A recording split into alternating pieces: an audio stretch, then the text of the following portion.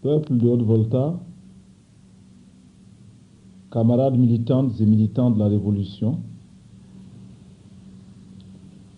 notre pays, au cours de cette année 1983, a connu des moments d'une intensité particulière qui laissent encore des empreintes indélébiles dans l'esprit de bien des concitoyens. La lutte du peuple voltaïque a connu durant cette période des flux et des reflux. Notre peuple a subi l'épreuve de lutte héroïque et a enfin remporté la victoire dans la nuit devenue désormais historique du 4 août 1983. Cela fera bientôt 2 mois que la révolution est en marche irréversible dans notre pays. 2 mois que le peuple combattant de Haute-Volta s'est mobilisé comme un seul homme derrière le Conseil national de la Révolution pour l'édification d'une société voltaïque nouvelle, libre, indépendante et prospère. Une société débarrassée de l'injustice sociale, débarrassée de la domination et de l'exploitation séculaire de l'impérialisme international. À l'issue de ce bref chemin parcouru, je vous invite avec moi à jeter un regard rétrospectif afin de tirer les enseignements nécessaires pour déterminer correctement les tâches révolutionnaires qui se posent à l'heure actuelle et dans le prochain avenir. En nous dotant d'une claire perception de la marche des événements, nous nous fortifions davantage dans notre lutte contre l'impérialisme et les forces sociales réactionnaires. En somme, d'où sommes-nous venus et où allons-nous? Ce sont là des questions de l'heure qui exigent de nous une réponse claire et résolue, sans équivoque aucune, si nous voulons marcher hardiment vers de plus grandes et de plus éclatantes victoires. La révolution d'août est l'aboutissement de la lutte du peuple voltaïque. Le triomphe de la révolution d'août n'est pas seulement le résultat du coup de force révolutionnaire imposé à l'alliance sacro-sainte réactionnaire du 17 mai 1983. Il est l'aboutissement de la lutte du peuple voltaïque sur ses ennemis de toujours. C'est une victoire sur l'impérialisme international et ses alliés nationaux. Une victoire sur les forces rétrogrades, obscurantistes et ténébreuses. Une victoire sur tous les ennemis du peuple qui ont tramé complots et intrigues sur son dos. La révolution d'août est le terme ultime de l'insurrection populaire déclenchée suite au complot impérialiste du 17 mai 1983, visant à endiguer la marée montante des forces démocratiques et révolutionnaires de ce pays. Cette insurrection a été non seulement symbolisée par l'attitude courageuse et héroïque des commandos de la ville de Pau, qui ont su opposer une résistance farouche au pouvoir pro-impérialiste et antipopulaire du médecin commandant Jean-Baptiste Ouédraogo et du colonel Somé-Yorian, mais aussi elle a été une composante des forces populaires démocratiques et révolutionnaires qui, en alliance avec les soldats et les officiers patriotes, ont su organiser une résistance exemplaire. L'insurrection du 4 août 1983, la victoire de la Révolution et l'avènement du Conseil national de la Révolution, CNR, sont donc incontestablement la consécration et l'aboutissement conséquent des luttes du peuple voltaïque contre la domination et l'exploitation néocoloniale, contre l'assujettissement de notre pays, pour l'indépendance, la liberté, la dignité et le progrès de notre peuple. En cela, les analyses simplistes et superficielles, cantonnées dans la reproduction des schémas préétablis, ne pourront rien changer à la réalité des faits. La révolution d'août a triomphé en se posant ainsi comme l'héritière et l'approfondissement du soulèvement populaire du 3 janvier 1966. La poursuite et le développement à un stade qualitatif supérieur de toutes les grandes luttes populaires qui sont allées en se multipliant ces dernières années et qui toutes marquaient le refus systématique du peuple voltaïque et particulièrement de la classe ouvrière et des travailleurs salariés de se laisser gouverner comme avant. Les jalons les plus marquants et les plus significatifs de ces grandes luttes populaires correspondent aux dates de décembre 1975, de mai 1979, d'octobre et novembre 1980, d'avril 1982 et de mai 1983. C'est un fait, aussi établi que le grand mouvement de résistance populaire qui a immédiatement suivi la provocation réactionnaire et pro-impérialiste du 17 mai 1983 a créé les conditions favorables à l'avènement du 4 août 1983. En effet, le complot impérialiste du 17 mai a précipité sur une grande échelle le regroupement des forces et organisations démocratiques et révolutionnaires qui se sont mobilisées durant cette période en développant des initiatives et en entreprenant des actions audacieuses inconnues jusqu'alors.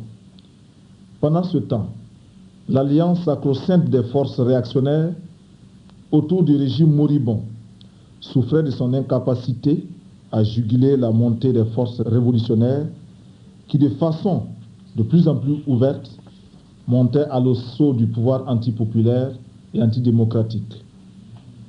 Les manifestations populaires des 20, 21 et 22 mai ont connu un large écho national à cause essentiellement de leur grande signification politique, du fait qu'elles apportaient la preuve concrète de l'adhésion ouverte de tout un peuple et surtout de sa jeunesse aux idéaux révolutionnaires défendus par des hommes traîtreusement abattus par la réaction. Elles ont eu une grande portée pratique du fait qu'elles exprimaient la détermination de tout un peuple et de toute sa jeunesse qui se sont mis debout pour affronter correctement, concrètement, les forces de domination et d'exploitation impérialistes. Ce fut la démonstration la plus patente de la vérité selon laquelle, quand le peuple se met debout, l'impérialisme et les forces sociales qui lui sont alliées tremblent. L'histoire et le processus de conscientisation politique des masses populaires suivent un cheminement dialectique qui échappe à la logique réactionnaire.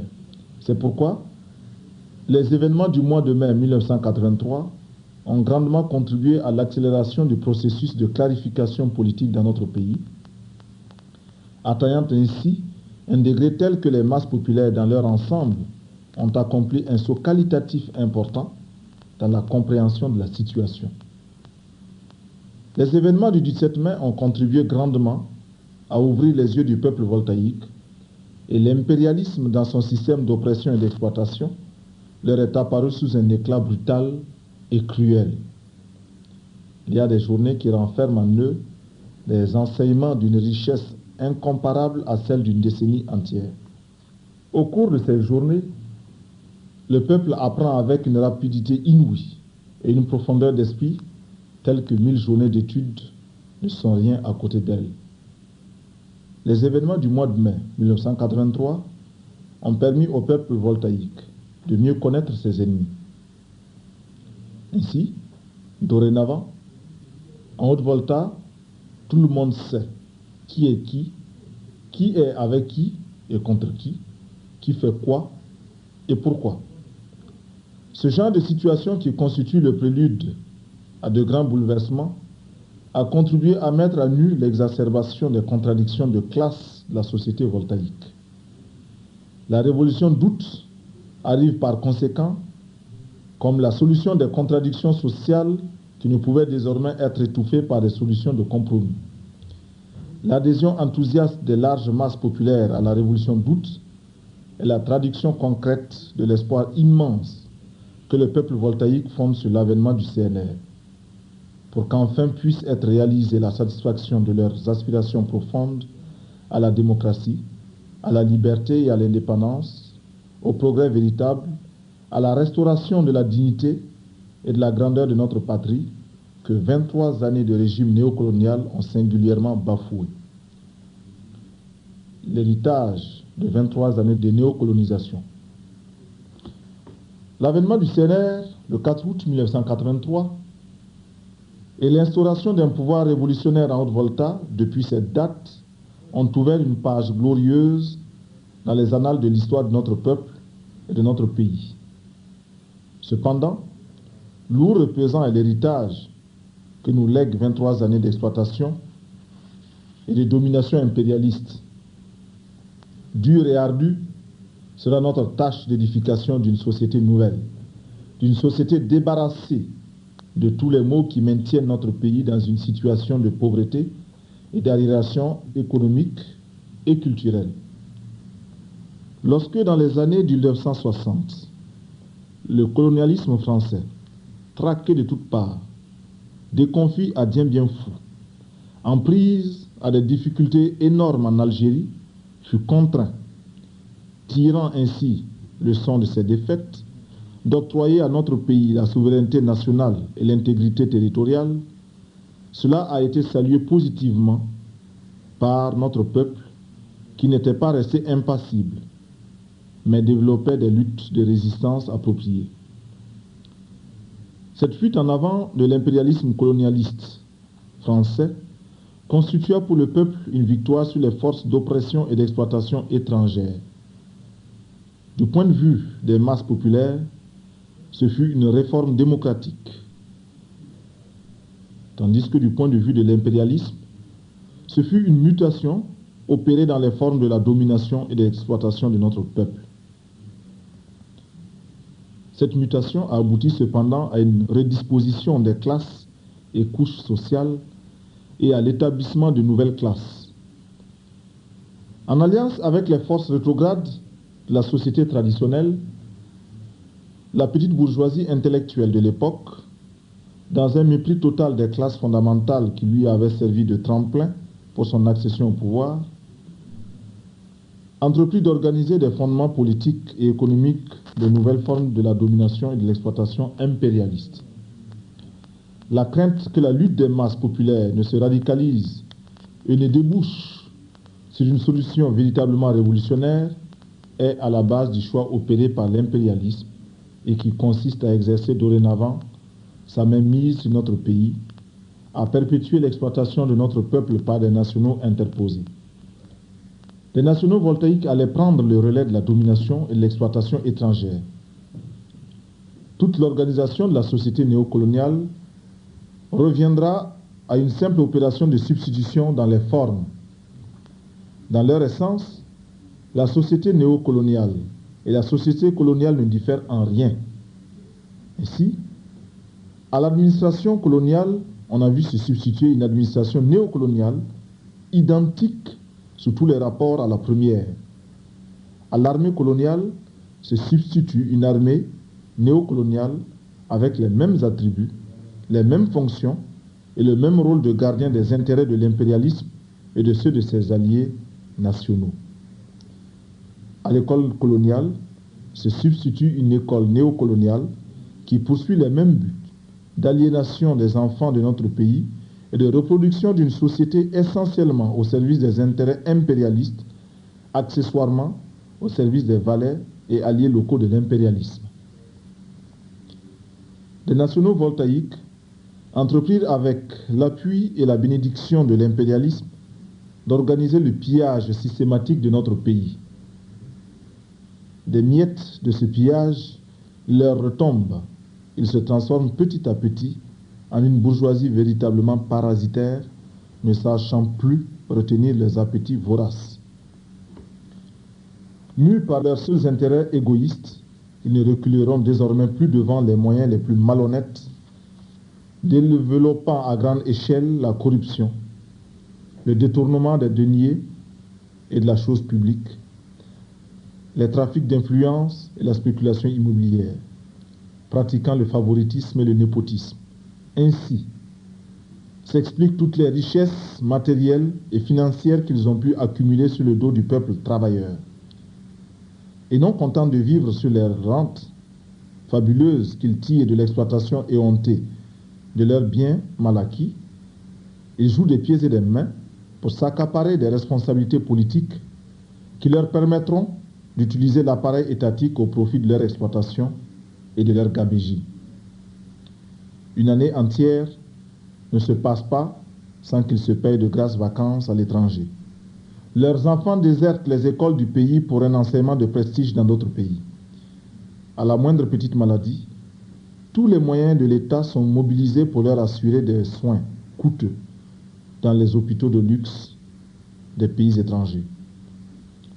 Tout cela se déroule sous les yeux d'un peuple voltaïque, laborieux, courageux et honnête, mais qui croupit dans la misère la plus crasse.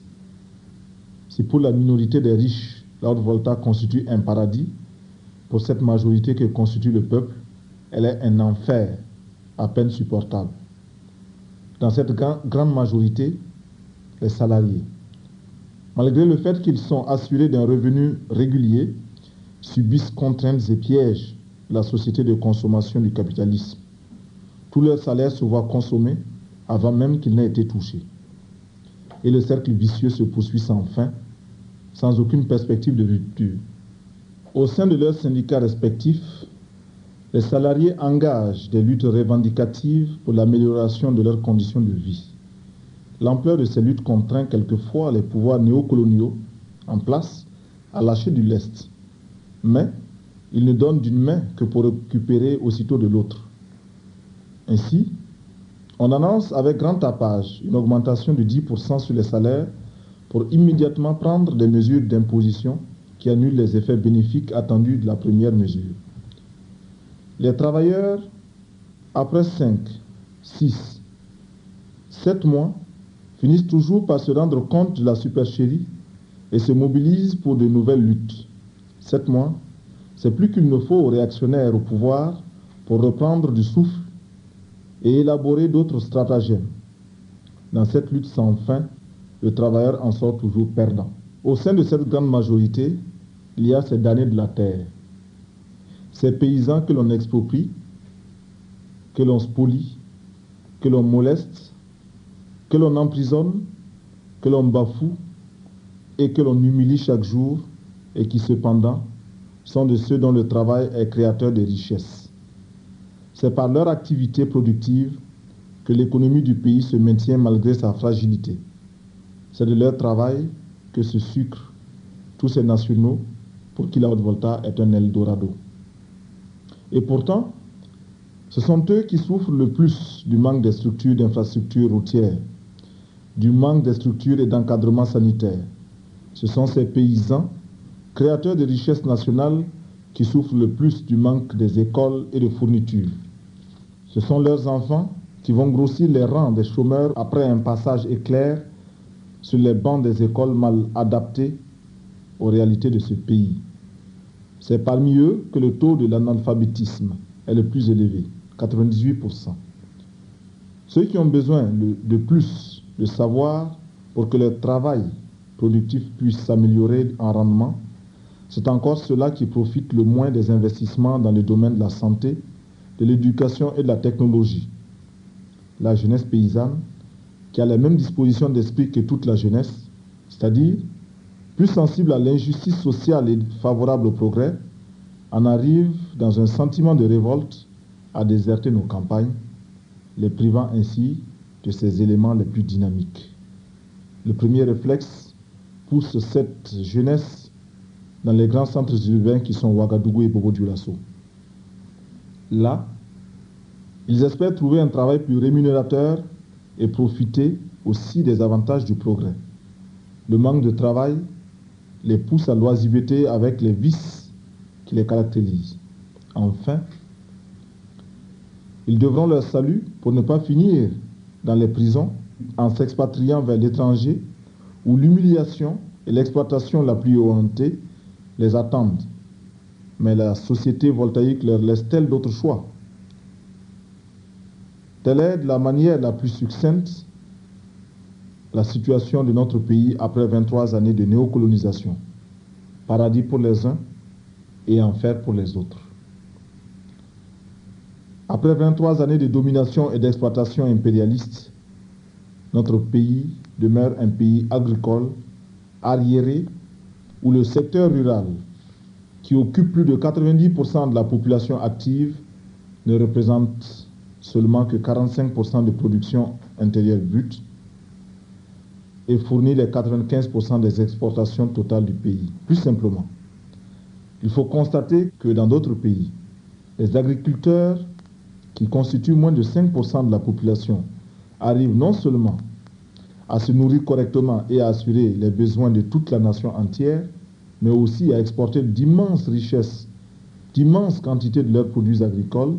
Chez nous, plus de 90% de la population, malgré de rudes efforts, connaissent famine et disette et sont obligés d'avoir recours aux produits agricoles, si ce n'est à l'aide internationale. En outre, le déséquilibre entre les exportations et les importations contribue à accentuer la dépendance du pays vis-à-vis de l'étranger. Le déficit commercial qui en résulte s'accroît sensiblement au fil des années et le taux de couverture des importations par les exportations se situe aux environs de 25%. En termes plus clairs, nous achetons à l'étranger plus que nous ne lui vendons et une économie qui fonctionne sur cette base se ruine progressivement et va vers la catastrophe. Les investissements privés en provenance de l'extérieur sont non seulement insuffisants, mais exercent des ponctions énormes sur l'économie du pays et ne contribuent donc pas à renforcer la capacité d'accumulation du pays. Une part importante de la richesse ainsi créée à l'aide des investissements étrangers est drainée vers l'extérieur au lieu d'être réinvestie pour accroître la capacité productive du pays. Dans la période 1973-1979, on estime les sorties de devises comme revenus des investissements directs étrangers à 1,7 milliard de francs CFA, alors que les investissements nouveaux ne se chiffrent qu'à 1,3 milliard de francs CFA par an en moyenne. L'insuffisance des efforts en investissement productif amène l'État voltaïque à jouer un rôle fondamental dans l'économie nationale par l'effort qu'il fournit en vue de suppléer à l'investissement privé. Situation difficile lorsque l'on sait que les recettes du budget de l'État sont essentiellement constituées par les recettes fiscales qui représentent 85% des recettes totales et qui se résument en grande partie à des taxes sur les importations et les impôts. Les recettes de l'État financent, outre l'effort d'investissement national, les dépenses de l'État dont 70% servent à payer les salaires des fonctionnaires et à assurer le fonctionnement des services administratifs. Que peut-il en rester alors pour les investissements sociaux et culturels? Dans le domaine de l'éducation, notre pays se situe parmi les pays les plus retardataires avec un taux de scolarisation de 16,4% et un taux d'analphabétisme qui s'élève à 92% en moyenne. C'est dire que sur 100 voltaïques, à peine 8 seulement savent lire et écrire en quelque langue que ce soit. Sur le plan sanitaire, le taux de morbidité et de mortalité sont des plus élevés dans la sous-région en raison de la prolifération des maladies transmissibles et des carences nutritionnelles. Comment d'ailleurs éviter une telle situation catastrophique lorsque l'on sait que chez nous, on ne compte qu'un lit d'hôpital pour 1200 habitants et un médecin pour 48 000 habitants. Ces quelques éléments suffisent à eux seuls pour illustrer l'héritage que nous laissent 23 années de néocolonisation, 23 années de politique de totale démission nationale. Cette situation parmi les plus désolantes, ne peut laisser dans l'indifférence aucun voltaïque qui aime et honore son pays. Notre peuple, peuple courageux et travailleur, n'a jamais pu tolérer une telle situation. Et parce qu'il a compris qu'il ne s'agit pas là d'une fatalité, mais d'une organisation de la société sur des bases injustes, au seul profit d'une minorité, il a toujours développé des luttes multiformes, cherchant les voies et moyens pour mettre un terme à l'ancien ordre des choses. C'est pourquoi il a salué fiévreusement l'avènement du Conseil national de la Révolution, qui est le commencement de ses efforts déployés et de ses sacrifices consentis pour renverser l'ancien ordre et instaurer un nouvel ordre à même de réhabiliter l'homme voltaïque et donner une place de choix à notre pays dans le concert des nations libres, prospères et respectées. Les classes parasitaires qui avaient toujours tiré profit de l'ordre volta colonial et néocolonial sont et seront hostiles aux transformations entreprises par le processus révolutionnaire entamé depuis le 4 août 1983. La raison en est qu'elles sont et demeurent attachées par un cordon ombilical à l'impérialisme international. Elles sont et demeurent les fervents défenseurs des privilèges acquis du fait de leur allégeance à l'impérialisme.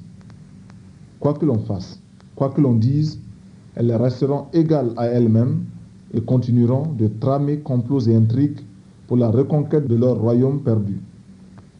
De ces nostalgiques, il ne faut point s'attendre à une reconversion de mentalité et d'attitude.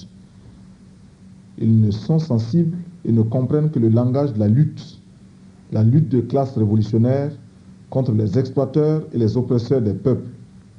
Notre révolution sera pour eux la chose la plus autoritaire qui soit. Elle sera un acte par lequel le peuple leur imposera sa volonté par tous les moyens dont il dispose et, s'il le faut, par ses armes. Ces ennemis du peuple, qui sont-ils? Ils se sont démasqués aux yeux du peuple lors des événements du 17 mai dans leur arme contre les forces révolutionnaires. Ces ennemis du peuple, le peuple les a identifiés dans le feu de l'action révolutionnaire. Ce sont, premièrement, la bourgeoisie voltaïque qui se distingue de par la fonction que les uns et les autres accomplissent en bourgeoisie d'État, bourgeoisie comprador et bourgeoisie moyenne. La bourgeoisie d'État, c'est cette fraction qui est connue sous l'appellation de la bourgeoisie politico-bureaucratique. C'est une bourgeoisie qu'une situation de monopole politique a enrichie de façon illicite et crapuleuse, se servant de l'appareil d'État, tout comme le capitaliste industriel se sert de ses moyens de production pour accumuler la plus-value tirée de l'exploitation de la force de travail des ouvriers. Cette fraction de la bourgeoisie ne renoncera jamais de plein gré à ses anciens avantages pour assister passif aux transformations révolutionnaires en cours. La bourgeoisie commerçante. Cette fraction, de par ses activités même, est attachée à l'impérialisme par de multiples liens. La suppression de la domination impérialiste signifie pour elle la mort de la poule aux œufs d'or. C'est pourquoi elle s'opposera de toutes ses forces à la présente révolution. C'est dans cette catégorie que se recrutent, par exemple, les commerçants véreux qui cherchent à affamer le peuple en retirant de la circulation les vivres à des fins de spéculation et de sabotage économique. La bourgeoisie moyenne. Cette fraction de la bourgeoisie voltaïque, bien qu'ayant des liens avec l'impérialisme, rivalise avec celui-ci pour le contrôle du marché. Mais comme elle est plus faible économiquement, elle se fait évincer par l'impérialisme. Elle a donc des griefs contre l'impérialisme, mais a aussi peur du peuple, et cette peur peut l'amener à faire front avec l'impérialisme. Toutefois, le fait que la domination impérialiste sur notre pays l'empêche de jouer son rôle véritable de bourgeoisie nationale, quelques-uns de ces éléments, sous certains rapports, pourraient être favorables à la révolution qui les situerait objectivement dans le camp du peuple. Cependant, entre ces éléments qui viennent à la révolution et le peuple, il faut développer une méfiance révolutionnaire. Car, sous ce couvert, accourront à la révolution des opportunistes de toutes sortes. Deuxièmement, les forces rétrogrades qui tirent leur puissance des structures traditionnelles de type féodal de notre société. Ces forces, dans leur majorité, ont su opposer une résistance ferme à l'impérialisme colonialiste français. Mais depuis l'accession de notre pays à la souveraineté nationale, elles ont fait corps avec la bourgeoisie réactionnaire pour oppresser le peuple voltaïque. Ces forces ont tenu les masses paysannes en une situation de réservoir à partir duquel elles se livraient à des surenchères électoralistes. Pour préserver leurs intérêts, qui sont communs à ceux de l'impérialisme et opposés à ceux du peuple, ces forces réactionnaires ont le plus souvent recours aux valeurs décadentes de notre culture traditionnelle, qui sont encore vivaces dans les milieux ruraux. Dans la mesure où notre révolution vise à démocratiser les rapports sociaux dans nos campagnes, à responsabiliser les paysans, à mettre à leur portée plus d'instruction et plus de savoir pour leur propre émancipation économique et culturelle, ces forces rétrogrades s'y opposeront. Ce sont là les ennemis du peuple dans la présente révolution. Ennemis que le peuple a identifiés lui-même lors des événements du mois de mai. Ce sont ces ennemis-là qui ont constitué le gros de la troupe des marcheurs isolés, protégés par un cordon militaire et qui ont manifesté leur soutien de classe au régime déjà moribond issu du coup d'État réactionnaire et pro-impérialiste. En dehors des classes de couches sociales réactionnaires et anti-révolutionnaires, ci-dessus énumérées, le reste de la population constitue le peuple voltaïque, un peuple qui tient la domination et l'exploitation impérialiste en abomination et qui n'a cessé de le manifester dans la lutte concrète de tous les jours contre les différents régimes néocoloniaux. Ce peuple, dans la présente révolution, regroupe premièrement la classe ouvrière voltaïque, jeune et peu nombreuse, mais qui a su faire la preuve dans ses luttes incessantes contre le patronat qu'elle est une classe véritablement révolutionnaire. Dans la révolution présente, c'est une classe qui a tout à gagner et rien à perdre. Elle n'a pas de moyens de production à perdre. Elle n'a pas de parcelle de propriété à défendre dans le cadre de l'ancienne société néocoloniale. Par contre, elle est convaincue que la révolution est son affaire, car elle en sortira grandie et fortifiée. La petite bourgeoisie, deuxièmement, qui constitue une vaste couche sociale très instable et qui hésite très souvent entre la cause des masses populaires et celle de l'impérialisme. Dans sa grande majorité, elle finit toujours par se ranger du côté des masses populaires. Elle comprend les éléments les plus divers, parmi lesquels les petits commerçants, les intellectuels petits bourgeois, fonctionnaires, étudiants, élèves, employés du secteur privé, les artisans. Troisièmement, la paysannerie. La paysannerie voltaïque, dans sa grande majorité, constitue de petits paysans, attachés à la propriété parcellaire du fait de la désintégration progressive de la propriété collective depuis l'introduction du mode de production capitaliste dans notre pays. Les rapports marchands dissolvent de plus en plus les liens communautaires et à leur place s'instaure la propriété privée des moyens de production. Dans cette nouvelle situation ainsi créée par la pénétration du capitalisme dans nos campagnes, le paysan voltaïque qui se trouve lié à la petite production incarne des rapports bourgeois de production. Aussi, au vu de toutes ces contradictions, de ces considérations, la paysannerie voltaïque est partie intégrante de la catégorie de la petite bourgeoisie. De par le passé et de par sa situation présente, elle est la couche sociale qui a payé le plus de tribut à la domination et à l'exploitation impérialiste. La situation d'arriération économique et culturelle qui caractérise nos campagnes l'a tenu longtemps à l'écart des grands courants de progrès et de modernisation, se contentant du rôle de réservoir des partis politiques réactionnaires. Cependant, elle a intérêt à la révolution et en est, du point de vue du nombre, la force principale. Quatrièmement, le lumpen prolétariat. C'est cette catégorie d'éléments déclassés qui, du fait de leur situation de sans-travail, sont prédisposés à être à la solde des forces réactionnaires et contre-révolutionnaires pour l'exécution de leurs sales besognes. Dans la mesure où la révolution saura les convertir en les occupant utilement, ils pourront être de fervents défenseurs. Le caractère et la portée de la révolution d'août. Les révolutions qui surviennent de par le monde ne se ressemblent point. Chaque révolution apporte son originalité qui la distingue des autres. Notre révolution, la révolution d'août, n'échappe pas à cette constatation. Elle tient compte des particularités de notre pays, de son degré de développement et d'assujettissement au système capitaliste impérialiste mondial. Notre révolution est une révolution qui se déroule dans un pays agricole, arriéré, où le poids des traditions et de l'idéologie sécrétée par une organisation sociale de type féodal pèse énormément sur les masses populaires. Elle est une révolution dans un pays qui, à cause de la domination et de l'exploitation de l'impérialisme, exerce sur notre peuple à évoluer de la situation de colonie qu'était ce pays à celle de néocolonies. Elle est une révolution qui se produit dans un pays caractérisé encore par l'inexistence d'une classe ouvrière consciente de sa mission historique et organisée, et par conséquent, ne possédant aucune tradition de lutte révolutionnaire.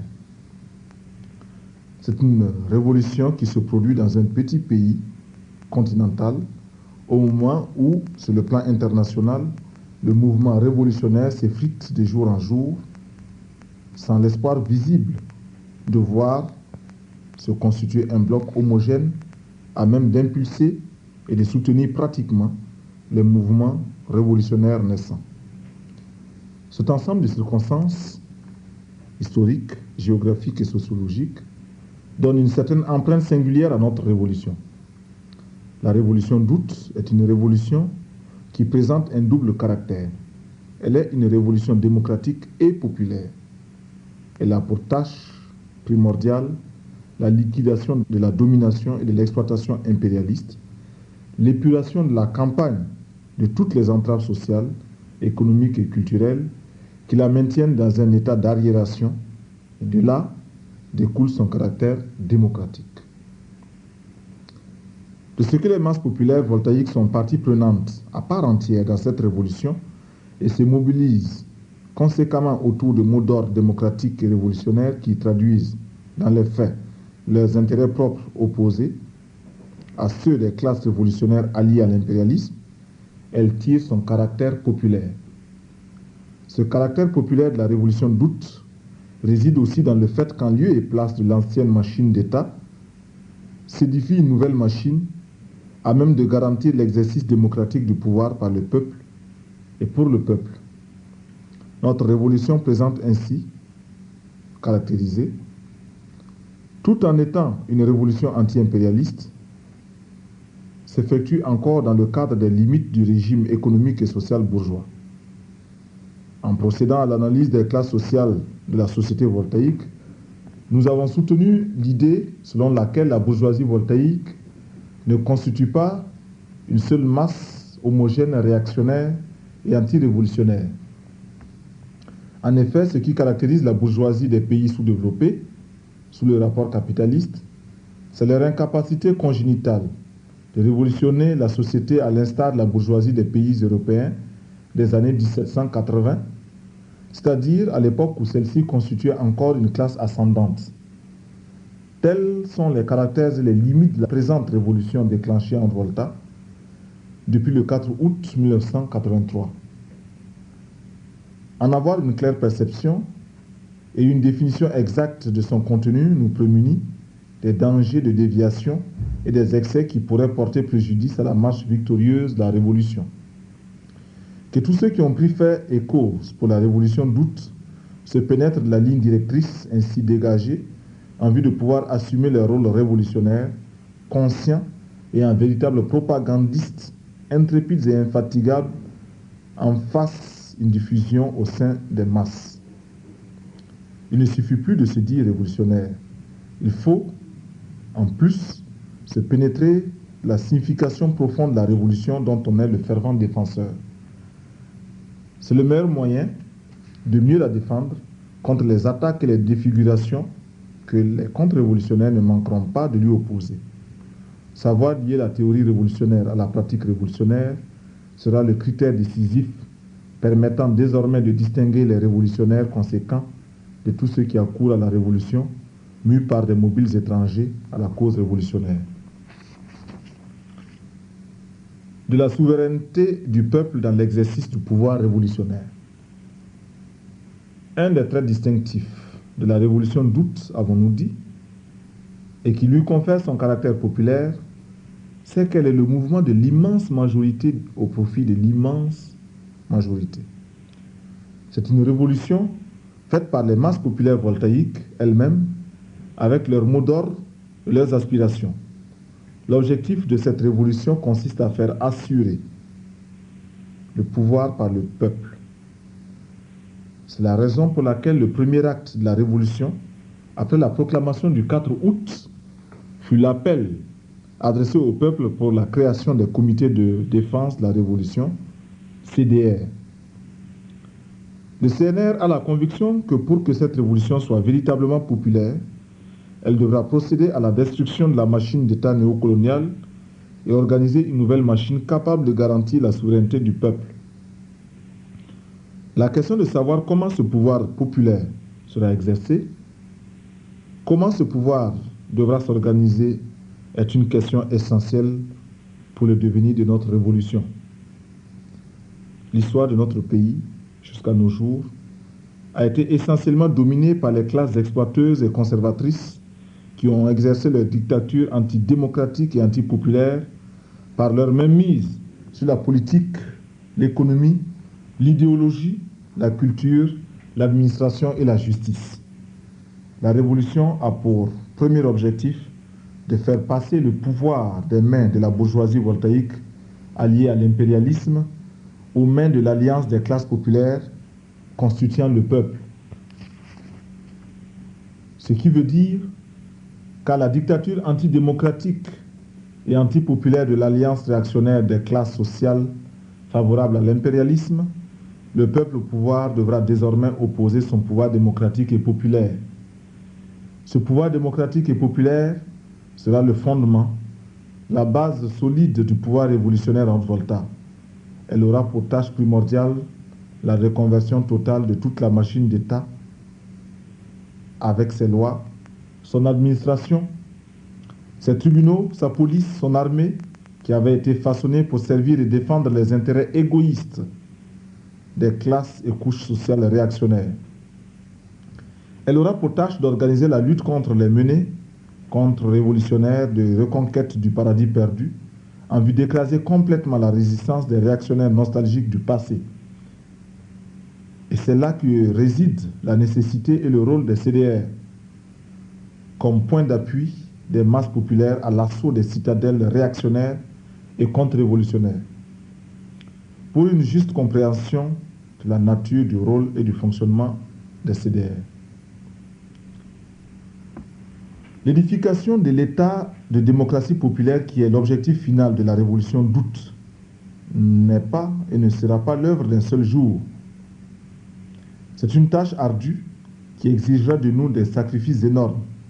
Le caractère démocratique de cette révolution nous impose une décentralisation et une déconcentration du pouvoir administratif afin de rapprocher l'administration du peuple, afin de faire de la chose publique une affaire qui intéresse tout un chacun. Dans cette œuvre immense de longue haleine, nous avons entrepris de remodeler la carte administrative du pays pour une plus grande efficacité. Nous avons aussi entrepris de renouveler la direction des services administratifs dans un sens plus révolutionnaire. En même temps, nous avons dégagé des fonctionnaires et militaires qui, pour des raisons diverses, ne peuvent suivre la cadence de la présente révolution. Il nous reste beaucoup à faire et nous en sommes conscients. Le Conseil national de la Révolution, qui est dans le processus révolutionnaire déclenché depuis le 4 août, le pouvoir de conception, de direction et de contrôle de la vie nationale, tant sur le plan politique, économique et social, se doit d'avoir des instances locales dans les divers secteurs de la vie nationale. Et c'est là que réside le sens profond de la création des CDR, qui sont les représentants du pouvoir révolutionnaire dans les villages, les quartiers de ville, les lieux de travail. Les CDR constituent l'organisation authentique du peuple dans l'exercice du pouvoir révolutionnaire. C'est l'instrument que le peuple s'est forgé pour se rendre véritablement souverain de son destin et étendre de ce fait son contrôle dans tous les domaines de la société. Les armes du peuple, le pouvoir du peuple, les richesses du peuple, ce sera le peuple qui les gérera et les CDR sont là pour cela. Quant à leur rôle, ils sont immenses et diversifiés. Leur mission première est l'organisation du peuple voltaïque tout entier en vue de l'engager dans le combat révolutionnaire. Le peuple ainsi organisé dans les CDR acquiert non seulement le droit de regard sur les problèmes de son devenir, mais aussi participe à la prise de la décision et de son exécution. La révolution comme théorie juste pour détruire l'ordre ancien et en lieu et place édifier une société d'un type nouveau ne saurait être menée que par ceux qui y ont intérêt. Les CDR sont alors les détachements d'assaut qui s'attaqueront à tous les foyers de résistance. Ce sont les bâtisseurs de la haute volta révolutionnaire. Ce sont les levains qui devront porter la révolution dans toutes les provinces, tous nos villages, tous les services publics et privés, tous les foyers, tous les milieux. Pour ce faire, les militants révolutionnaires au sein des CDR doivent rivaliser d'ardeur dans leurs tâches primordiales suivantes. Premièrement,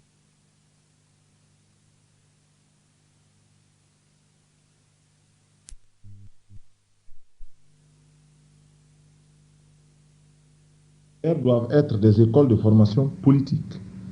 Les CDR sont les cadres adéquats où les militants discutent des décisions des instances supérieures de la Révolution, du CNR et du gouvernement. Deuxièmement, l'action en direction des masses populaires vise à les entraîner à adhérer massivement aux objectifs du CNR par une propagande et une agitation intrépide et sans relâche. À la propagande et aux calomnies mensongères de la réaction, les CDR doivent savoir opposer une propagande, une explication révolutionnaire appropriée selon le principe que seule la vérité est révolutionnaire. Les CDR se doivent d'être à l'écoute des masses afin de se rendre compte de leur état d'esprit, de leurs besoins, pour en informer à temps le CNR et faire à ce sujet des propositions concrètes. Ils sont invités à examiner les questions touchant à l'amélioration des intérêts des masses populaires en soutenant les initiatives prises par ces dernières. Le contact direct avec les masses populaires par l'organisation périodique des assemblées ouvertes où sont discutées les questions qui les intéressent est une nécessité impérieuse pour les CDR s'ils veulent aider à l'application correcte des directives du CNR. Ainsi, dans l'action de propagande, les décisions du CNR seront expliquées aux masses. Seront aussi expliquées toutes les mesures destinées à l'amélioration de leurs conditions de vie. Les CDR doivent lutter avec les masses des villes comme des campagnes contre leurs ennemis et l'adversité de la nature pour la transformation de leur existence matérielle et morale. Troisièmement, les CDR devront travailler de manière rationnelle, illustrant ainsi un des traits de notre évolution, la rigueur. Par conséquent, ils doivent se doter d'un plan d'action cohérent, ambitieux et qui s'impose à tous leurs membres. Depuis le 4 août, date devenue désormais historique pour notre peuple, répondant à l'appel du CNR, les voltaïques ont développé des initiatives pour se doter de CDR. Ainsi, les CDR virent le jour dans les villages, dans les quartiers des villes et bientôt sur les lieux de travail, les services, dans les usines, au sein de l'armée.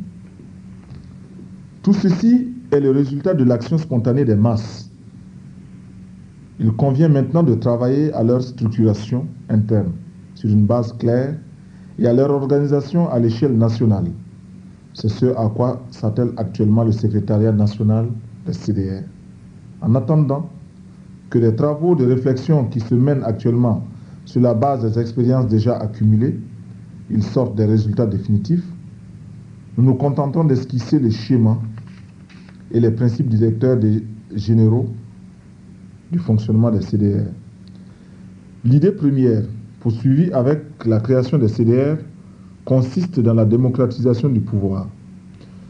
Les CDR devenant ainsi des organes par lesquels le peuple exerce le pouvoir local découlant du pouvoir central dévolu au CNR. Le CNR constitue en dehors des assises du Congrès national le pouvoir suprême. Il est l'organe directeur de tout cet édifice dont le principe directeur est le centralisme démocratique. Le centralisme démocratique est basé d'une part sur la subordination des organismes de l'échelon inférieur aux organismes de l'échelon supérieur, dont le plus haut est le CNR, auquel se subordonnent toutes les organisations. D'autre part, ce centralisme reste démocratique car le principe électif est de rigueur à tous les niveaux et l'autonomie des organisations locales est reconnue pour toutes les questions relevant de leur ressort, toutefois, dans les limites et le respect des directives générales tracées par l'instance supérieure. De la moralité révolutionnaire au sein des CDR. La révolution vise à la transformation de la société sous tous les rapports, économiques, social et culturel. Elle vise à créer un voltaïque nouveau avec une moralité et un comportement social exemplaire qui inspire l'admiration et la confiance des masses. La domination néocoloniale a placé notre société dans un pourrissement tel qu'il nous faudra des années pour la purifier. Cependant, les militants des CDR doivent se forger une nouvelle conscience et un nouveau comportement en vue de donner le bon exemple aux masses populaires. En faisant la révolution, nous devons veiller à notre propre transformation qualitative. Sans une transformation qualitative de ceux-là même qui sont censés être les artisans de la révolution, il est pratiquement impossible de créer une société nouvelle débarrassée de la corruption, du vol, du mensonge et de l'individualisme de façon générale. Nous devons nous efforcer de faire concorder nos actes à nos paroles, surveiller notre comportement social afin de ne pas prêter le flanc aux attaques des contre-révolutionnaires qui sont à l'affût. Avoir continuellement à l'esprit que l'intérêt des masses populaires prime sur l'intérêt personnel nous fortifiera de tout égarement. L'activisme de certains militants, caressant le rêve contre-révolutionnaire d'amasser des biens et des profits par le biais des CDR, doit être dénoncé et combattu. Le végétariat doit être éliminé. Plus vite ces insuffisances seront combattues, mieux cela vaudra pour la révolution. Le révolutionnaire, de notre point de vue, c'est celui qui sait être modeste tout en étant des plus déterminés dans les tâches à lui confiées. Il s'en acquitte sans vantardise et n'attend aucune récompense. Ces derniers temps, nous constatons que des éléments qui ont pris part activement à la révolution et qui s'attendaient pour ce faire à ce que leur soient réservés des traitements privilégiés, des honneurs, des postes importants, se livrent par dépit à un travail de sape parce qu'ils n'ont pas eu gain de cause. Cela prouve qu'ils ont participé à la révolution sans jamais en comprendre les objectifs réels. On ne fait pas de révolution pour se substituer simplement aux anciens potentats renversés. On ne participe pas à la révolution sous une motivation vindicative, animée par l'envie d'une situation avantageuse. Ôte-toi de là que je m'y mette. Ce genre de mobile est étranger à l'idéal de la révolution d'août, et ceux qui les portent démontrent leur tare de petits bourgeois situationnistes quand ce n'est pas leur opportunisme de contre-révolutionnaires dangereux. L'image du révolutionnaire que le CNR entend imprimer dans la conscience de tous, c'est celui du militant qui fait corps avec les masses, qui a foi en elles et qui les respecte. Il se départit de toute attitude de mépris vis-à-vis d'elles et ne les considère pas en maîtres à qui elles doivent obéissance et soumission. Au contraire, il se met à leur école, les écoute attentivement et fait attention à leurs avis. Il se départit des méthodes autoritaires dignes des bureaucrates réactionnaires. La révolution se distingue de l'anarchie dévastatrice. Elle exige une discipline et une ligne de conduite exemplaire. Les actes de vandalisme et les actions aventuristes de toutes sortes, au lieu de renforcer la révolution par l'adhésion des masses, l'affaiblissent et repoussent loin d'elle les masses innombrables. C'est pourquoi les membres des CDR doivent élever leur sens de responsabilité devant le peuple et chercher à inspirer respect et admiration. Ces insuffisances, le plus souvent, relèvent d'une ignorance du caractère et des objectifs de la révolution. Et pour nous en prémunir, il nous faut nous plonger dans l'étude de la théorie révolutionnaire. L'étude théorique élève notre compréhension des phénomènes, éclaire nos actions et nous prémunit de bien des présomptions. Nous devons désormais accorder une importance particulière à cet aspect de la question et nous efforcer d'être des exemples qui encouragent les autres à nous suivre pour une révolutionnarisation de tous les secteurs de la société voltaïque. Tous les régimes qui se sont succédés jusqu'alors se sont évertués à instaurer un ensemble de mesures pour une meilleure gestion de la société néocoloniale. Les changements opérés par ces divers régimes se résumaient à la mise en place de nouvelles équipes dans la continuité du pouvoir néocolonial. Aucun de ces régimes ne voulait et ne pouvait entreprendre une remise en cause des fondements socio-économiques de la société voltaïque. C'est la raison pour laquelle ils ont tous échoué. La révolution d'août ne vise pas à instaurer un régime de plus en volta. Elle vient en rupture avec tous les régimes connus jusqu'à présent.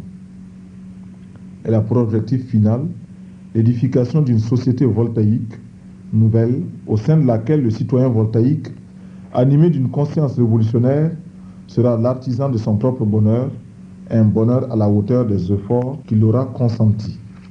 Pour ce faire, la révolution sera, n'en déplaise aux forces conservatrices et rétrogrades, un bouleversement total et profond qui n'épargnera aucun domaine, aucun secteur de l'activité économique, sociale et culturelle.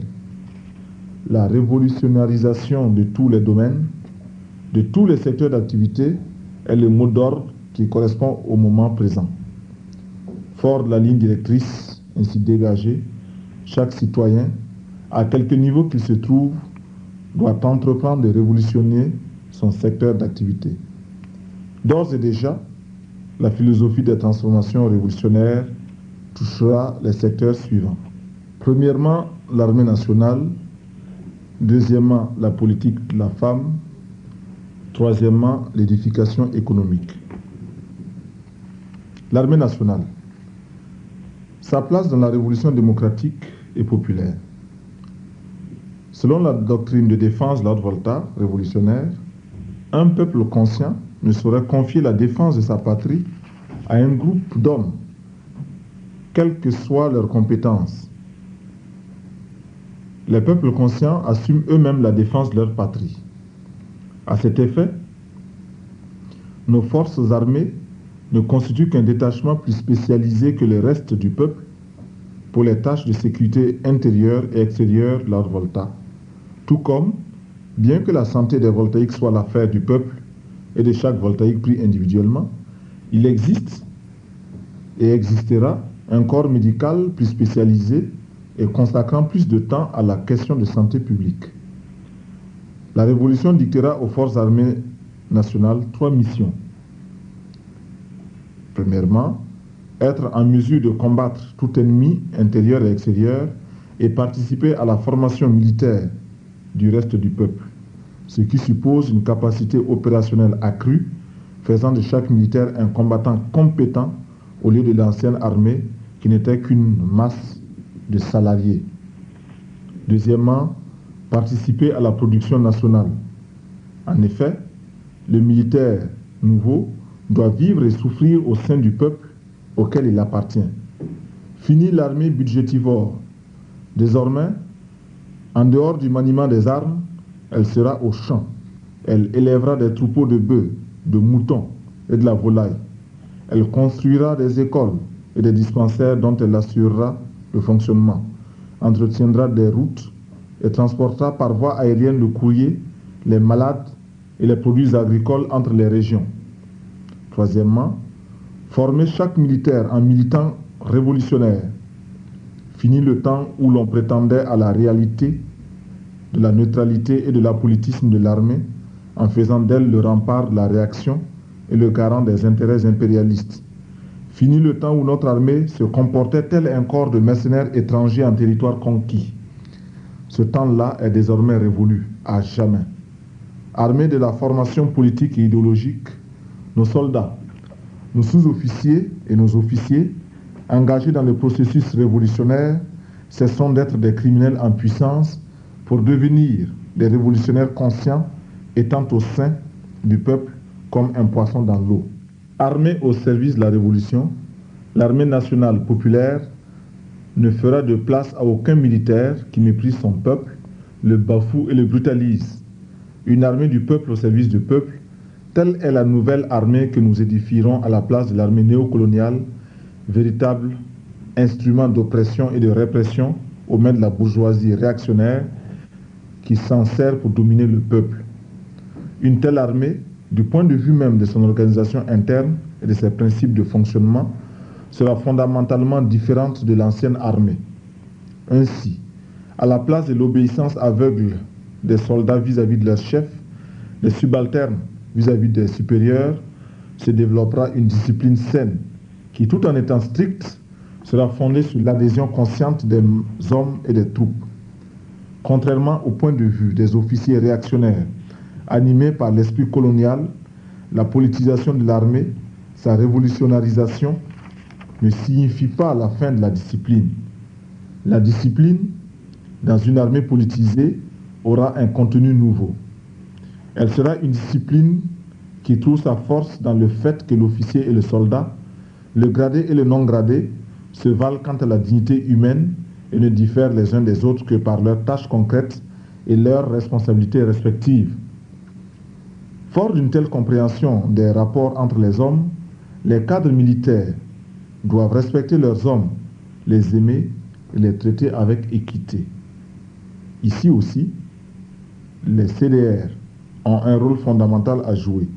Les militants CDR au sein de l'armée devront être les pionniers infatigables de l'édification de l'armée nationale populaire, de l'État démocratique et populaire, dont les tâches essentielles seront, sur le plan intérieur, la défense des droits et des intérêts du peuple, le maintien de l'ordre révolutionnaire et la sauvegarde du pouvoir démocratique et populaire. Sur le plan extérieur, la défense de l'intégrité territoriale. Grand 2, la femme voltaïque, son rôle dans la révolution démocratique et populaire. Le poids des traditions séculaires de notre société voue la femme au rang de bête de somme. Tous les fléaux de la société néocoloniale, la femme les subit doublement. Premièrement, elle connaît les mêmes souffrances que l'homme. Deuxièmement, elle subit de la part de l'homme d'autres souffrances. Notre révolution intéresse tous les opprimés, tous ceux qui sont exploités dans la société actuelle. Elle intéresse par conséquent la femme, car le fondement de sa domination par l'homme se trouve dans le système d'organisation de la vie politique et économique de la société. La révolution, en changeant l'ordre social qui opprime la femme, crée les conditions de son émancipation véritable. Les femmes et les hommes de notre société sont tous victimes de l'oppression et de la domination impérialiste. C'est pourquoi ils mènent le même combat. La révolution et la libération de la femme vont de pair. Et ce n'est pas un acte de charité ou un élan d'humanisme que de parler de l'émancipation de la femme. C'est une nécessité fondamentale pour le triomphe de la Révolution. Les femmes portent sur elles l'autre moitié du ciel. Créer une nouvelle mentalité chez la femme voltaïque qui lui permette d'assumer le destin du pays aux côtés de l'homme est une des tâches primordiales de la Révolution. Il en est de même de la transformation à apporter dans les attitudes de l'homme vis-à-vis de la femme. Jusqu'à présent, la femme a été exclue des sphères de décision. La Révolution, en responsabilisant la femme, crée les conditions pour libérer l'initiative combattante des femmes. Le CNR, dans sa politique révolutionnaire, travaillera à la mobilisation, à l'organisation et à l'union de toutes les forces vives de la nation, et la femme ne sera pas en reste. Elle sera associée à tous les combats que nous aurons à entreprendre contre les diverses entraves de la société néocoloniale et pour l'édification d'une société nouvelle. Elle sera associée à tous les niveaux de conception, de décision et d'exécution dans l'organisation de la vie de la nation entière. Le but final de toute cette entreprise grandiose, c'est de construire une société libre et prospère où la femme sera l'égale de l'homme dans tous les domaines. Cependant, il convient d'avoir une juste compréhension de la question de l'émancipation de la femme. Elle n'est pas une égalité mécanique entre l'homme et la femme. Acquérir les habitudes reconnues à l'homme, boire, fumer, porter des pantalons, ce n'est pas cela l'émancipation de la femme. Ce n'est pas non plus l'acquisition du diplôme qui rendra la femme égale à l'homme ou plus émancipée. Le diplôme n'est pas un laissez-passer pour l'émancipation. La vraie émancipation de la femme, c'est celle qui responsabilise la femme, qui l'associe aux activités productives, aux différents combats auxquels est confronté le peuple. La vraie émancipation de la femme, c'est celle qui force de l'homme le respect et la considération. L'émancipation, tout comme la liberté, ne s'octroie pas. Elle se conquiert, et il incombe aux femmes elles-mêmes d'avancer leurs revendications et de se mobiliser pour les faire aboutir. En cela, la révolution démocratique et populaire créera les conditions nécessaires pour permettre à la femme voltaïque de se réaliser pleinement et entièrement. Car, serait-il possible de liquider le système d'exploitation en maintenant exploiter ces femmes qui constituent plus de la moitié de notre société? Une économie nationale indépendante, autosuffisante et planifiée au service d'une société démocratique et populaire. Le processus des transformations révolutionnaires entreprises depuis le 4 août met à l'ordre du jour de grandes réformes démocratiques et populaires. Ainsi, le Conseil national de la Révolution est conscient que l'édification d'une économie nationale indépendante, autosuffisante et planifiée passe par la transformation radicale de la société actuelle, transformation qui elle-même suppose les grandes réformes suivantes. La réforme agraire, la réforme de l'administration, la réforme scolaire, la réforme des structures de production et de distribution dans le secteur moderne.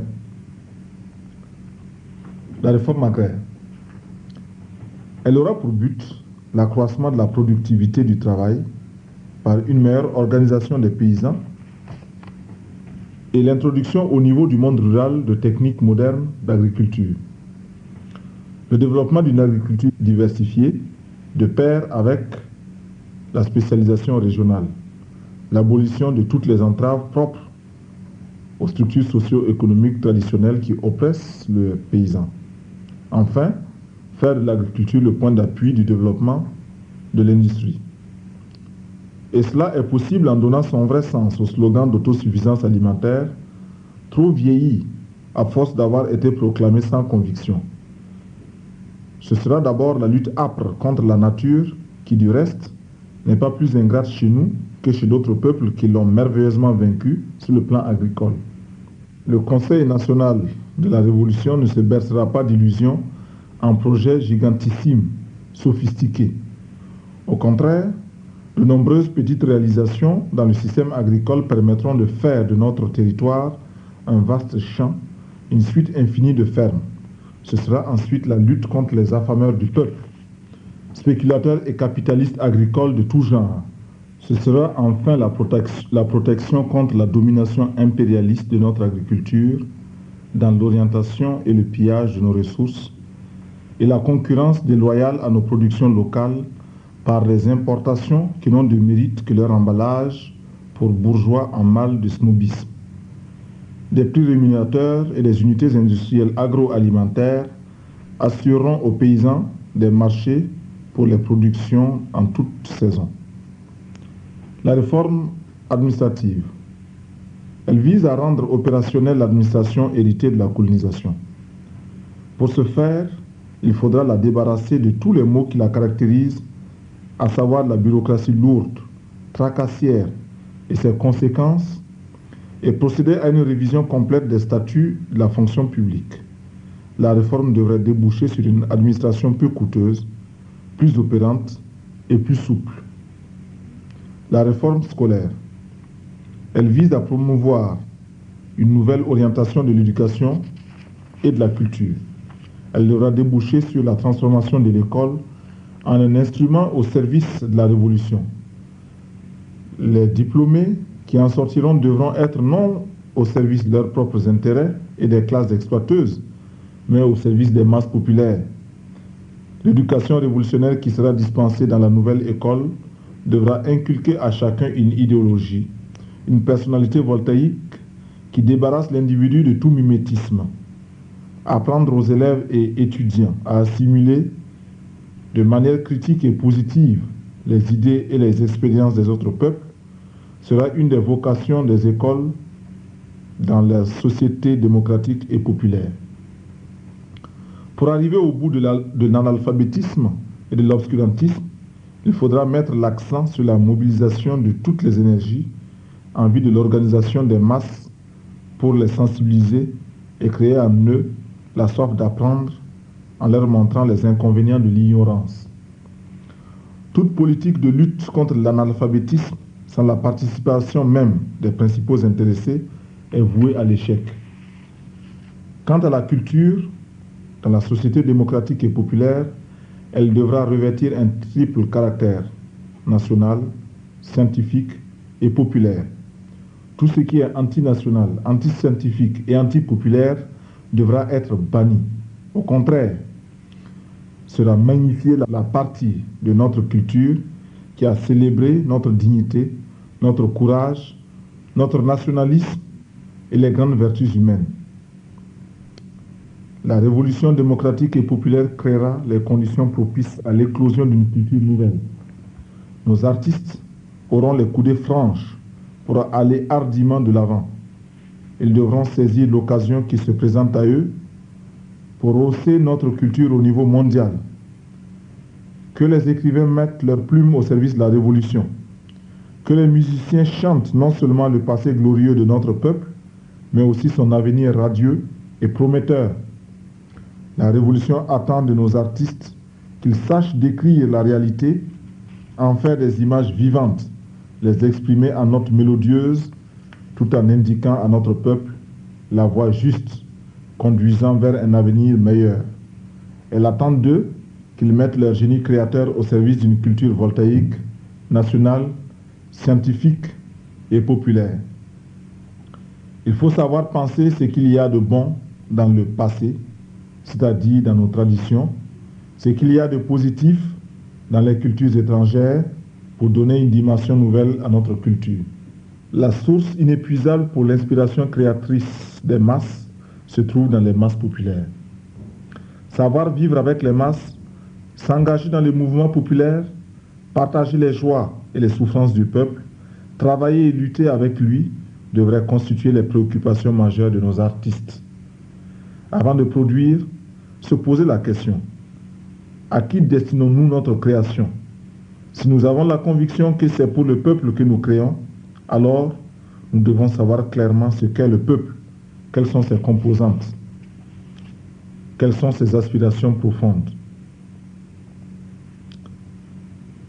La réforme dans les structures de production et de distribution de notre économie. Les réformes dans ce domaine visent à établir progressivement le contrôle effectif du peuple voltaïque sur les circuits de production et de distribution. car sans une véritable maîtrise de ces circuits, il est pratiquement impossible d'édifier une économie indépendante au service du peuple. Peuple de Haute-Volta, camarades militantes et militants de la révolution voltaïque, les besoins de notre peuple sont immenses. La satisfaction de ces besoins nécessite des transformations révolutionnaires à entreprendre dans tous les domaines.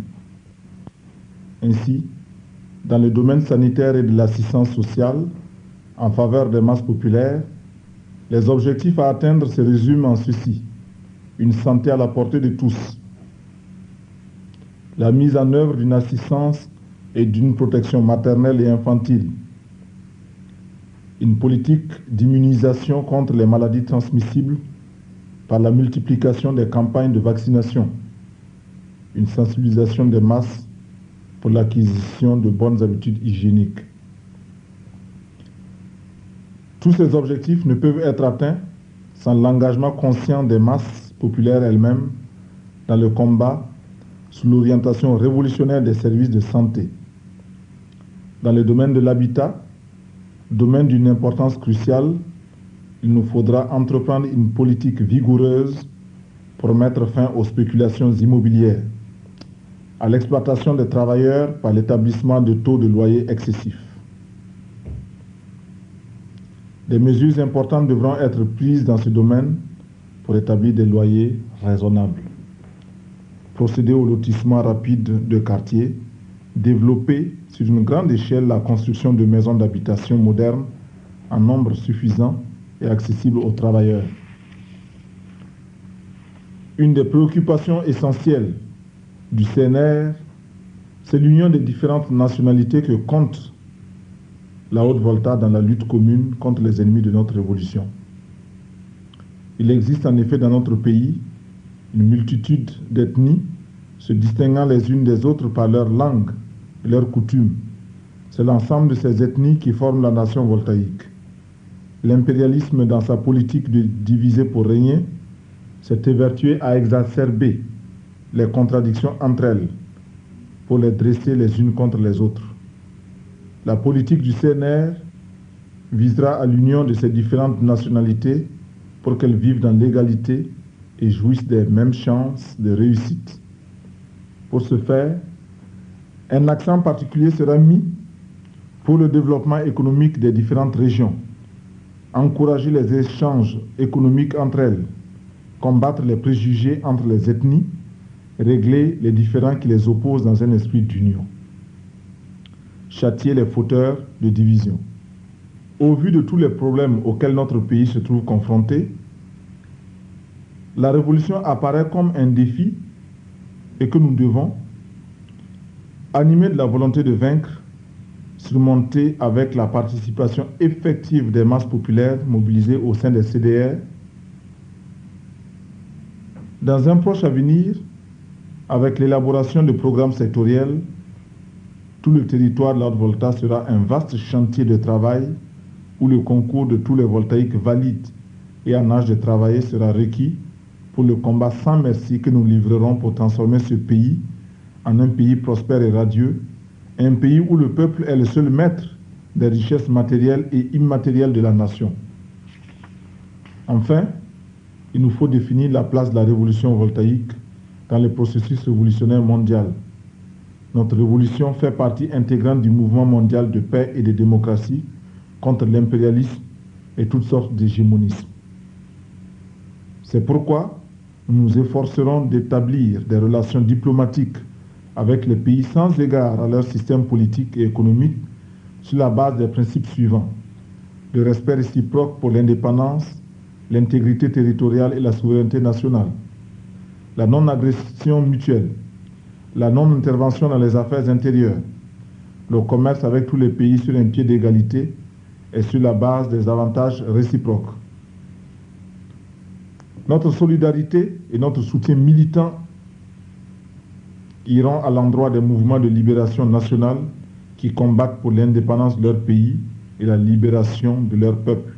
Ce soutien s'adresse particulièrement au peuple de Namibie sous la direction de la SWAPO, au peuple sahraoui dans sa lutte pour le recouvrement de son territoire national, au peuple palestinien pour ses droits nationaux.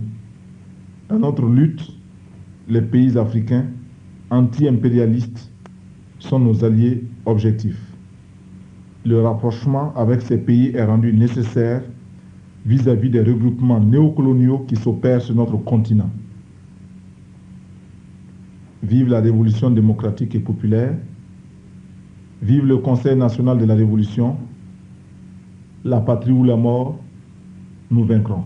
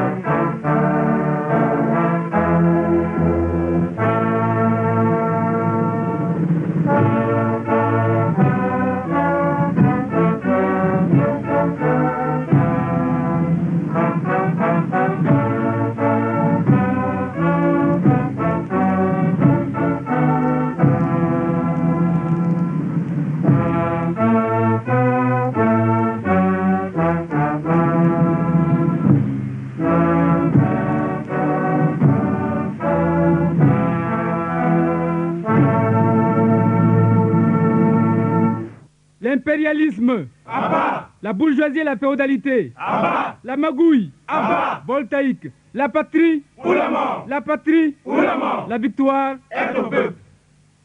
Peuple de Golgotha, comme un seul homme, lève-toi et marche. L'heure de la révolution a sonné. Dis non à l'impérialisme, à ses vallées, à l'exploitation, à l'oppression. Retrouve ta fierté et ta dignité. Tous mobilisés, mobilisés. CNR, en avant, en avant. CDR, en avant. La patrie ou la mort, en avant nous vaincrons. Tous mobilisés, mobilisés. CNR, en avant. CDR, en avant. La patrie ou la mort, en avant nous vaincrons. Peuple de Golgotha, engage-toi sans aucune réserve pour bâtir une nation de demain. Combat et anéantir tes ennemis, militants sincères et convaincus, recherche le bonheur dans la liberté. Tous mobilisés, mobilisés. CNR, en avant. CDR, en avant. La patrie ou la mort, en avant nous vaincrons. Tous mobilisés, mobilisés. CNR, en avant. CDR, en avant. La patrie ou la mort, en avant nous vaincrons. Voilà, vous venez d'entendre le discours d'orientation de la révolution voltaïque 59 jours exactement après la date historique du 4 août.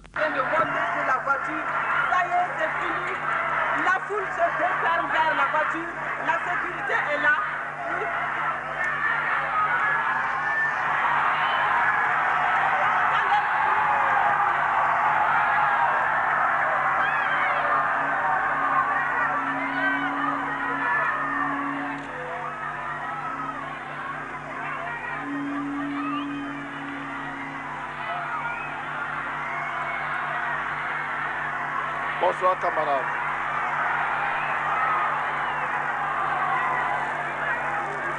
Bonsoir camarades.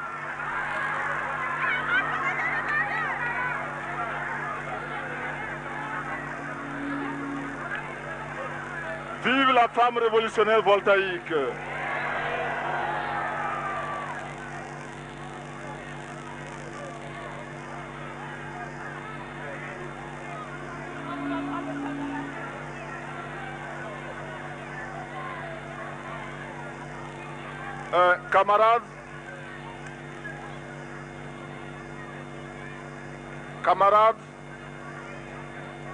Je ne serai pas long ce soir parce qu'il se fait d'abord trop tard, mais aussi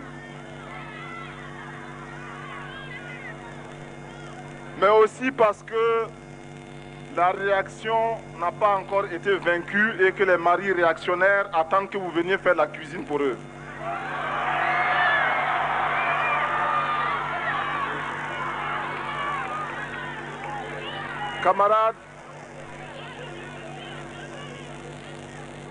Camarades, je sais que il faut affirmer que la femme voltaïque est une femme révolutionnaire, authentiquement révolutionnaire. Elle a su le prouver pendant la période coloniale, lorsque les femmes se sont liguées pour combattre le colonisateur. La femme voltaïque a su également le prouver après nos indépendances et tout dernièrement lors des différentes manifestations contre le régime antipopulaire, antidémocratique qui avait été dirigé par les Jean-Baptiste Ouédraogo et les sommets Yorian. Les femmes ont manifesté.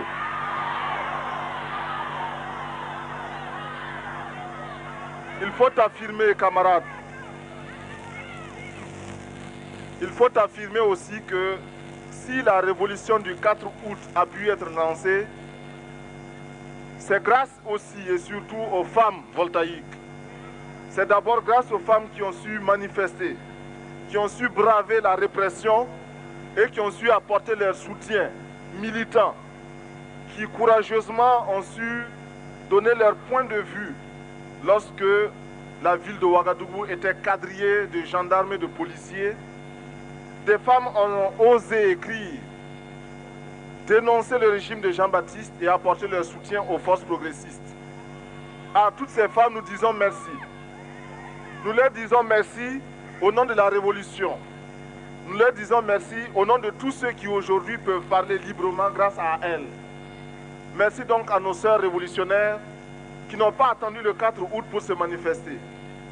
Merci à tous les révolutionnaires de Haute-Volta. Mais je voudrais vous dire aussi que la femme voltaïque doit se libérer elle-même. Et c'est pourquoi je dois vous faire remarquer qu'ici, il y a des femmes, mais il y a aussi beaucoup d'hommes. Nous aurions dû voir des femmes et rien que des femmes.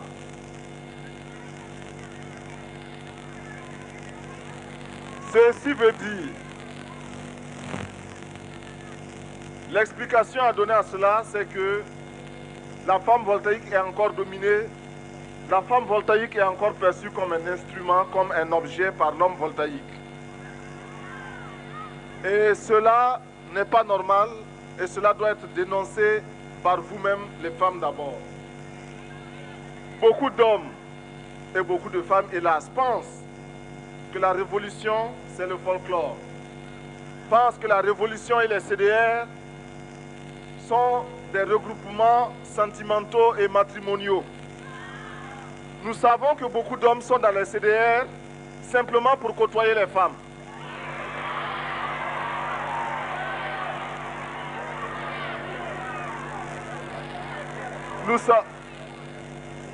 Nous savons que beaucoup de femmes vont également dans les CDR dans l'espoir de trouver des maris.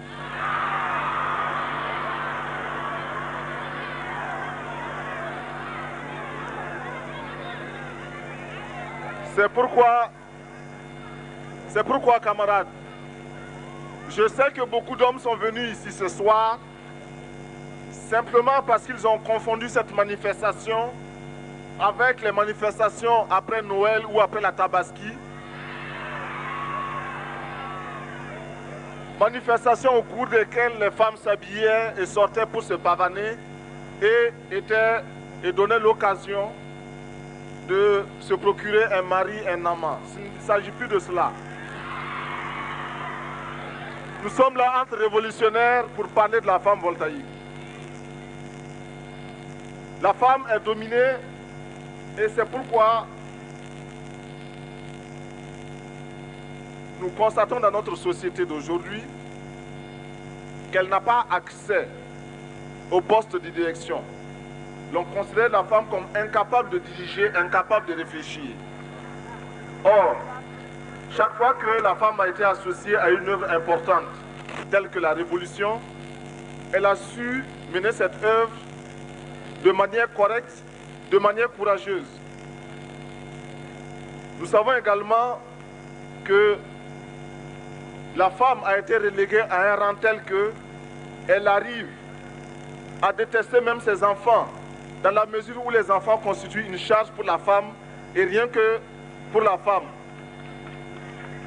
Et l'homme s'est toujours contenté du droit de paternité. Il est le père, il n'a pas souffert et il est pourtant le père et c'est lui qui réclame les enfants.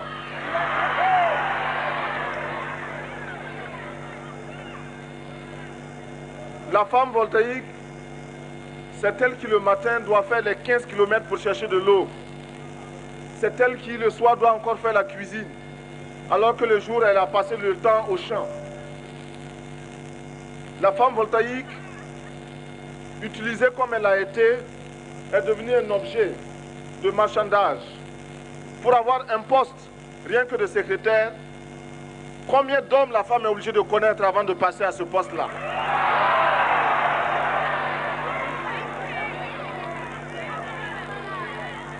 Mais il faut que cela finisse. Et pour que cela finisse, il faut que ce soit vous les femmes qui le combattiez.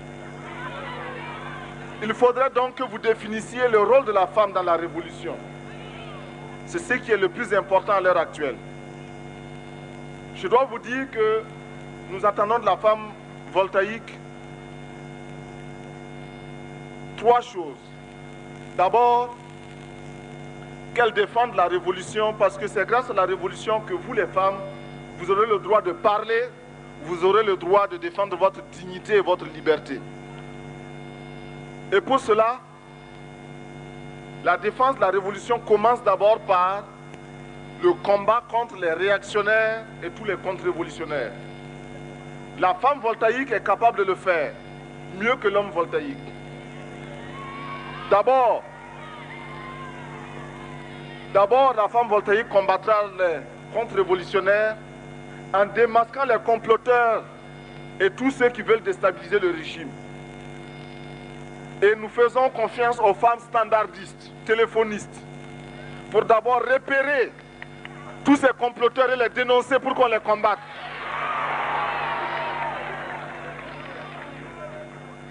Partout où la femme se trouvera, lorsqu'elle remarquera des comploteurs, elle devra les dénoncer pour qu'ils soient combattus énergiquement. Partout où la femme se trouvera, secrétaire, elle devra dénoncer toutes les manœuvres de détournement de certains directeurs qui sont encore en poste.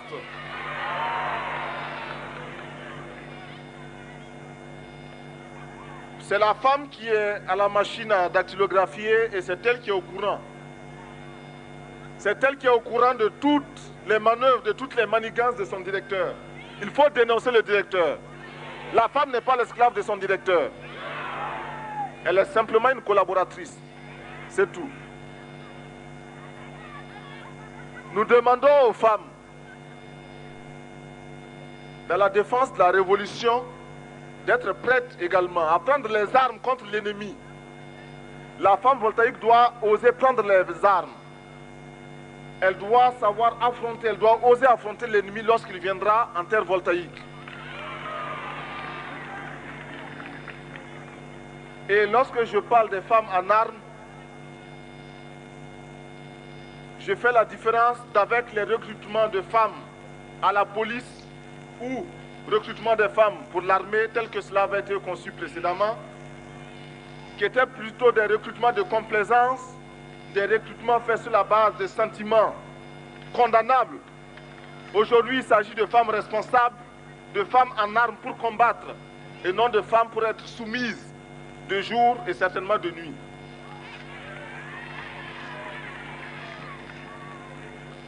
La consolidation de la révolution est la deuxième tâche qui est confiée à la femme. La femme doit commencer d'abord par transformer son foyer en un foyer révolutionnaire. Et la transformation du